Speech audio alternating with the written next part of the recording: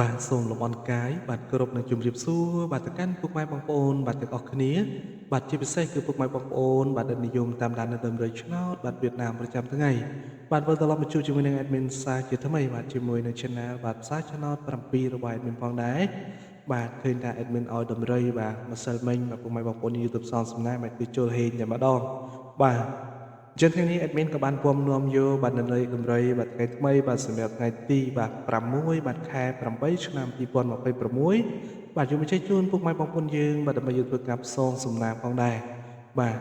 ប៉ុន្តែមុននឹងឈានទៅដល់បាទការបង្ហាញនៅលេខដំរីបាទថ្ងៃថ្មី admin ក៏សូមចិត្តពុកម៉ែបងប្អូនបាទទាំងអស់គ្នាបាទសម្រាប់ពុកម៉ែបងប្អូនបាទដែលទៅតែមកថ្មីបាទឬក៏ពុកម៉ែបងប្អូនបាទ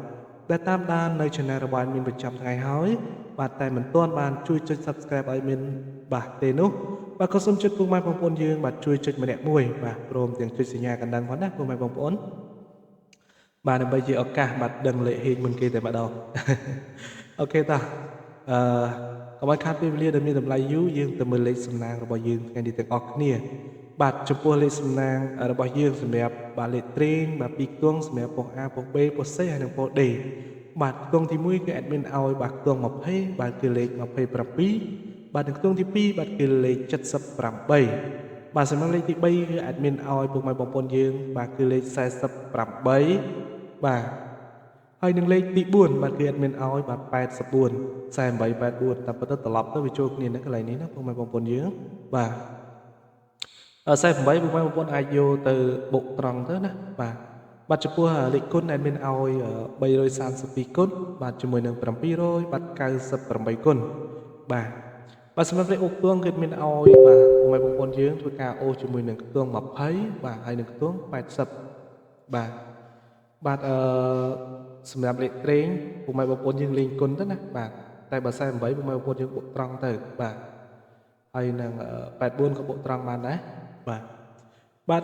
សម្រាប់លេខទាំងអស់នេះបើសិនជាពុកម៉ែបងប្អូនយើងបាទពេញចិត្តបាទនៅតម្រុយរបស់ admin បាទទៅលើលេខណាមួយបាទពុកម៉ែបងប្អូនអាចធ្វើការបាទជ្រើសរើសបាទយកទៅផ្សងសំណាងកំសាន្តបាទលេខបានផងដែរបាទ admin ក៏សូមបញ្ជាក់ទៅកាន់ពុកម៉ែបងប្អូនយើងថាតម្រុយបាទតម្រុយគឺវាអត់ច្បាស់ថាវាត្រូវ 100% ទេប៉ុន្តែ admin បាទក៏ស្វះស្វែងបាទទៀងទាត់យកជើងលេខល្អបាទដែលមានអត្រាភាគរយបាទចេញខ្ពស់បាទសម្រាប់វេលាបាទម៉ោង4កន្លះម៉ោង5កន្លះនិងម៉ោង6កន្លះយកមកចែកជូនពុកម៉ែបងប្អូនយើងផងដែរបាទសម្រាប់ពុកម៉ែបងប្អូនដែលមានតម្រុយលេខនៅម៉ោងផ្សេងក៏អាចយកតម្រុយបាទទៅលេងបានដែរសម្រាប់តម្រុយដែល admin ឲ្យហ្នឹងពុកម៉ែបងប្អូនយើងអត់ប្រកាន់ពេលវេលាទេបាទអញ្ចឹងពេលវេលានៃការចែករំលែកបាទតម្រុយឆ្លុតយួនពីចំណាប់សាច់ឆ្លុត7របស់ admin ក៏បានឈានមកដល់ទីបញ្ចប់ផងដែរ admin បាទក៏សូមអរគុណសម្រាប់ពុកម៉ែបងប្អូនបាទដែលតែងតែតាមដានបាទទស្សនាបាទគ្រប់វីដេអូរបស់ admin ជូនពរពុកម៉ែបងប្អូនយើងបាទចូលហេងទាំងអស់គ្នាណោះទទួលបានលាភជ័យលាភសំណាងទាំងអស់គ្នា